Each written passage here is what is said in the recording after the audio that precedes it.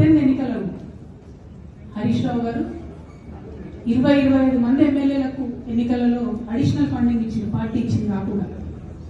ఏడికెళ్ళి వచ్చినాయి హరీష్ రావు గారు కానీ డబ్బులు? 100% కాళేశ్వరంలో జరిగిన అవినీతి నుంచి వచ్చిన డబ్బులే. ఆయన ఆలోచన ఏం చేసిందంటే ఏమన్నా కొద్దిగా అటు ఇటు అవుతుందేమో రిజల్ట్, నా దగ్గర ఎమ్మెల్యేస్ ఉండాలని ఆలోచన చేశాను. నీకు అసలు అట్లాంటి ఆలోచన ఎందుకు వచ్చింది? నేను కట్టప్పలంటూ నీ కేసీఆర్ గారి దగ్గర ఉండేటోని అంటావు కదా, నీకేం అవసరం వచ్చింది ఎమ్మెల్యేస్కి సపరేట్గా ఫండింగ్ ఇవ్వడానికి? ఎవరికి తెలియదు అనుకుంటారా? ఇది ఎవరు చెప్పరు అనుకుంటారా? ప్రతి ఒక్కరు చెప్తారు ఎమ్మెల్యేస్ ఓపెన్, నా పేరు కూడా తెలుసు, చెప్తే బాగుండదు, ఎమ్మెల్యేలు ఇబ్బంది పడతారు.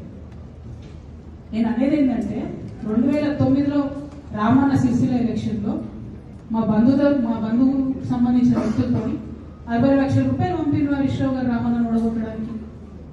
నిన్నగాక మొన్న ఒక వీడియో మీరు కూడా చూసి ఒంటేరు ప్రతాప్ రెడ్డి గారు మీ మామయ్యను ఓడగొట్టమని ఎంత అంటే అంత డబ్బులు ఇస్తా అని చెప్పిర్రని.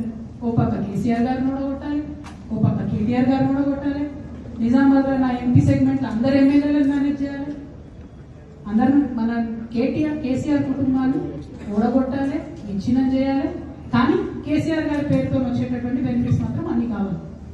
మరి ఇటువంటి వారిని నా రిక్వెస్ట్ కేసీఆర్ గారితో కేటీఆర్ గారితో, వారిని మీ పక్కన పెట్టుకొని నిజం మాట్లాడే నన్ను బయటకు పంపితే మరి పార్టీ బాగుంటుందా?